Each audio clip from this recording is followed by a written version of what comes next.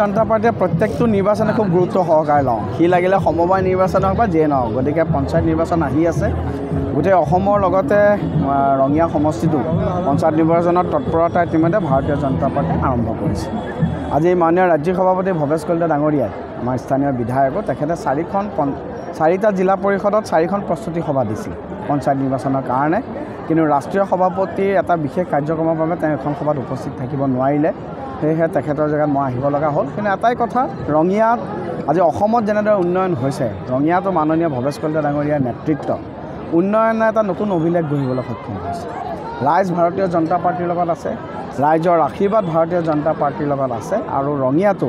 আমাৰ আক্ষৰিক অৰ্থত প্ৰতিদ্বন্দ্বী আচলতে কোনো নাইকিয়া আমি ৱাক অভাৰে পাম কিন্তু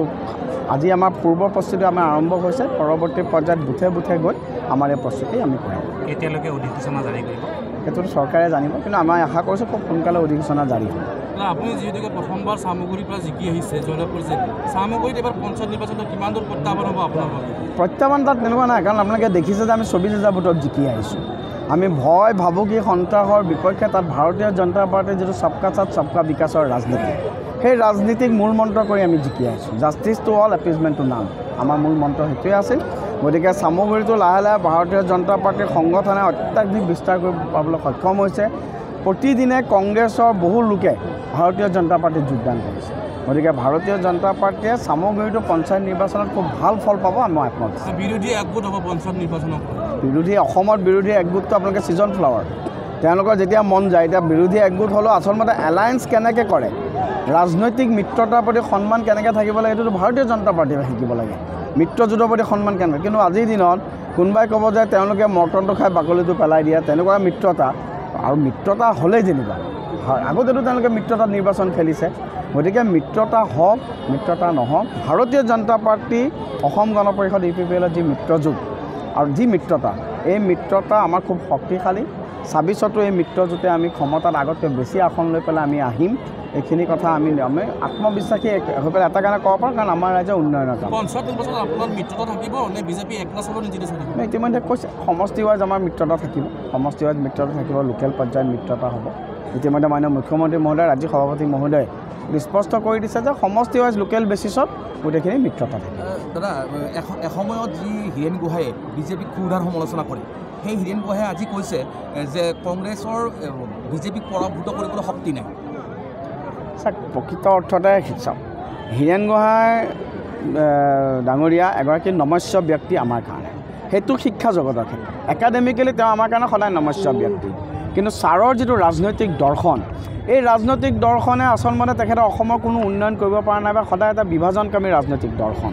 সকলো সময়তে আমি দেখিছোঁ যে যেতিয়াই তেওঁলোকে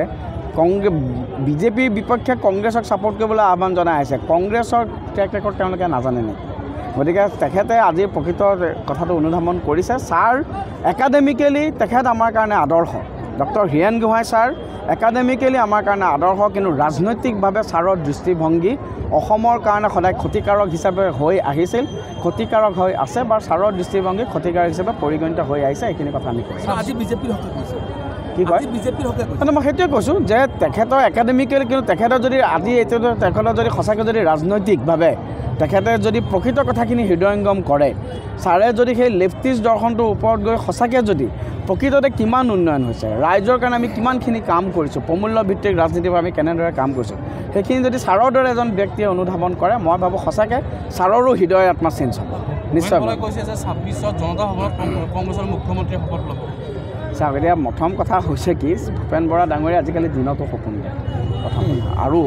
আপোনাৰতো কাইলৈ পৰহিলৈ ধৰক কেতিয়াবা জানো চকুৰ আলিও নকয় যে মই হেৰি হ'ম বুলি গতিকে প্ৰথম কথা তেখেতে মুখ্যমন্ত্ৰী হ'ব বুলি কৈছে তাৰ কাৰণে শক্তি লাগিব তেখেতে বাই ইলেকশ্যন 5টাই হাৰিছে পঞ্চায়ত নিৰ্বাচনত তেখেতসকলৰ অৱস্থা তথৈ বছ কেতিয়াবা UDFৰ লগত এলায়েন্স কৰিম বুলি কয় আৰু কেতিয়াবা ধৰক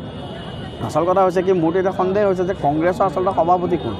ভূপেন বৰা ডাঙৰীয়াৰ নামত সভাপতি তেখেতৰ মানে কিমান কংগ্ৰেছ আছিলে মোতকৈ আপোনালোকে বেছি জানে কাৰণ আপোনালোকে সংবাদ জগতৰ কথা বেছি জানে তেখেতসকলে যি কৰি আছে বিপক্ষ দলে যি কৰি আছে মই বহুত বেছি সেইখিনি নাজানো কিন্তু এটা কথা ৰাইজৰ যিটো কমিটমেণ্ট আছে ৰাইজৰ প্ৰতি ৰাইজৰ যিটো আস্থা ৰাইজৰ যিটো বিশ্বাস যুৱ প্ৰজন্মৰ যিটো এখন চৰকাৰৰ প্ৰতি যিটো প্ৰজন্মৰ একাত্মতা থাকিব লাগে মহিলাসকল ভাৰতীয় জনতা পাৰ্টিৰ লগত আছে আৰু সেইকাৰণে আমি অধিক আত্মবিশ্বাসী আমি পঞ্চায়ত এবাৰ লেণ্ডশ্লাইড ভিক্টৰী হ'ব বিজেপি মিত্ৰজোঁটৰ আৰু ২৬তো বিজেপি আৰু মিত্ৰজোঁটে আমি লেণ্ডশ্লাইড আমি উইন পাম আমি ভূপেন বৰাই আৰু এটা কথা কৈছে যে প্ৰতীকত নিৰ্বাচন খেলিবলৈ বিজেপিয়ে ভয় কৰে চাওক এতিয়া প্ৰথম কথা হৈছে কি ট্ৰেক ৰেকৰ্ড আপোনালোকে চাব লাগিব ভূপেন বৰা ডাঙৰীয়াই নিজৰ বুথটোতে সদায় হাৰি আহিছে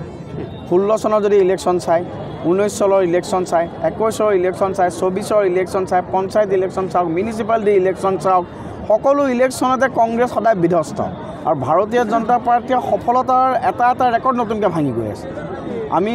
19 MP ইলেকশ্যনত আমি পাইছিলোঁ 10খন আসন এইবাৰ পালোঁ 11খন যোৱাবাৰ এইবাৰ আমি 64খন আমাৰ MLA ছিট বাই ইলেকশ্যনত তেওঁলোকৰ হাতৰ পৰা আমি চামগুৰি সমষ্টিটো আমি আজৰি আনিবলৈ সক্ষম হ'লোঁ তাৰপিছতে এতিয়া চাওক প্ৰথম কথা যিটো ৰাজনৈতিক দলৰ